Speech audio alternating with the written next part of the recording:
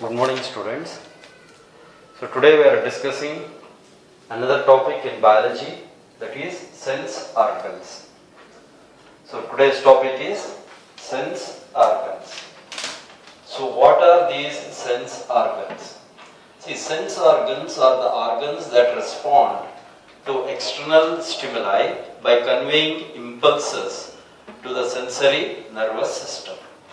So that means these organs will respond to the external action or external stimulus and convey them to the central sensory nervous system so that you can feel, you can hear, you can taste, you can smell, etc. So whatever we interact to the world, it is mainly because of these sense organs.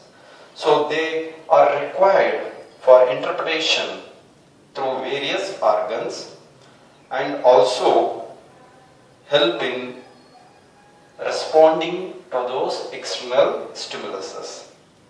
So these sense organs are very important in day-to-day life. So there are 5 sense organs in our body: eyes, ears, tongue, nose and skin. So we will discuss these organs, their functions. So for your syllabus you have to study in detail about structure of eye or anatomy of eye and its function. But before going to that topic, first we will understand what are the functions of the sense organs. So as I have said, eyes is the most important sense organ which is necessary for sight or ophthalmoception. So these are visual sensory organs of our body. They are sensitive to light images. The eyes differ in color. As we know, everyone doesn't have same eyes. So they differ depending upon the amount of melanin present in our body. So the main function, as you know, it helps in sense of sight by detecting and focusing the light images. The iris in the eye is colored part that controls the size and diameter of the pupil, which affects the amount of light entering into the eyes. This you have feel. So whenever you go suddenly in the afternoon in high light, the pupil will contract. When get into the dark room, your pupil will expand. So that we can easily feel whenever we go to the bright light or whenever we go to the dim light. Behind the iris you have the pupil behind there is a lens. The lens is present in the vitreous body. It is filled with gelatinous material.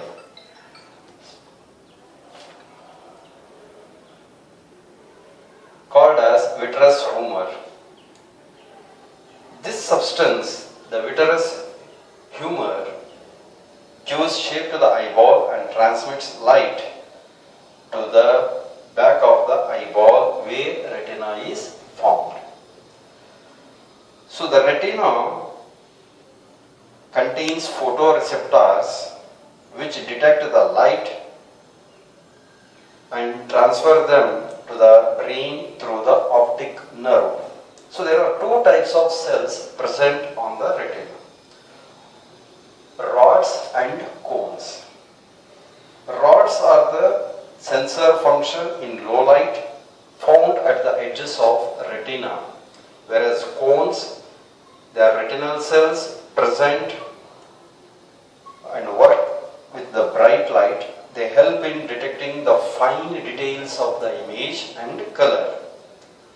So there are 3 types of cones which detect the primary color: blue, red, green. If cones are absent, then the person will suffer from color blindness. So by this what we understand? Eyes contain two important cells called as rods and cones, which are very much important in detecting the images, detecting the colors, detecting in detail or in depth of the image, and so on. So next is ears. So as we know, ears are required for hearing or audio perception. Ears are the auditory sense organs of our body. They help us to receive the sound, and the sound what we receive is in the form of vibrations. So the vibrations will enter into the ear, and these vibrations will be sent to the brain so that we can understand or we can listen what the sound is about. So these vibrations, when we hear, is known as hearing or audio perception. So ear is divided into three main sections: outer ear, inner ear, middle ear.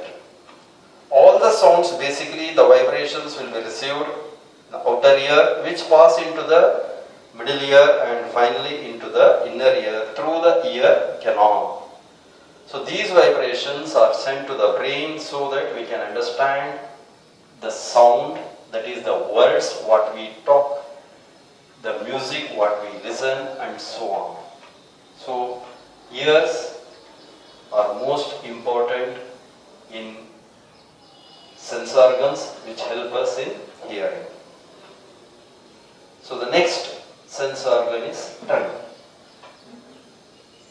The tongue helps in testing various tastes and flavors. We have already studied tongue in digestive system, but here we are studying tongue as a sense organ. So it helps us in tasting the food and its flavors. The taste buds which are present on the tongue will help in tasting the food. The sense of smell and the taste work together. That's why whenever we eat the food, we can easily feel the smell as well as the flavor and the taste. So the taste buds contain chemoreceptors, which are the nerve receptors that work to identify the taste. Similarly, these receptors are also present in nose. So next is nose, another important sense organ. We have studied nose in the respiratory system as a nasal cavity, but here we are discussing nose as a sense organ. As we know, the nose is very important in detecting the smell of the food or any other. So whenever we feel the very good smell of a perfume or a flower, etc., that is mainly because of the nose. The nose is an olfactory organ which helps us to receive different smells. This sense organ will work with the help of a olfactory ducts. The sense of smell is known as olfactoception. So the nose contains receptors known as chemoreceptors which help in detecting the smell. The olfactory cells present at the top of the nasal cavity will receive the smell and it sends to the brain to feel what is the perfume or what is the odor, etc. So nose plays very important role in identifying the smell. The air what we breathe into the nasal cavity, the chemoreceptors will receive them and will able to identify what smell it is. So that is the function of nose.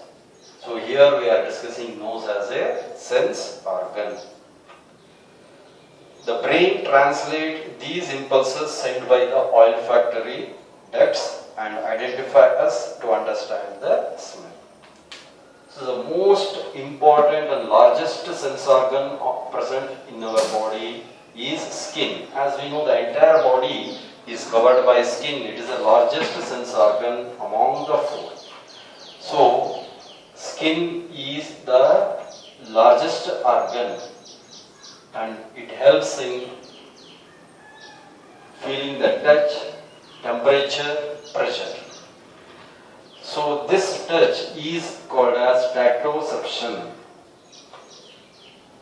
So it is a sense organ that is related to the sense which contains receptors. Through the receptors we can understand or we can feel the touch, pain, pressure, temperature and so on. The receptors are present throughout the body and they generate the impulses whenever they are activated and they pass them to the spinal cord. Through the spinal cord it reaches the brain. The brain will understand the feel of the touch, pressure, temperature and so on. So to conclude, we can understand that these sense organs contain some special receptors. So the receptors are very important in functioning of the sense organs. So there are two types of receptors. One is the general receptors which are present throughout the body, special receptors which are present to a particular part of the body. So both these receptors are necessary for the functioning of the sense organs. So in the next topic we will discuss anatomy of eye and its working or physiology. So you have to practice the structure of eye and you have to able to explain with the help of a diagram. So that we will discuss in the next topic. So in today's topic we have understood what are sense organs, how they work and the 5 major sense organs and their functions. We have not entered in depth of anatomy of any of these sense organs.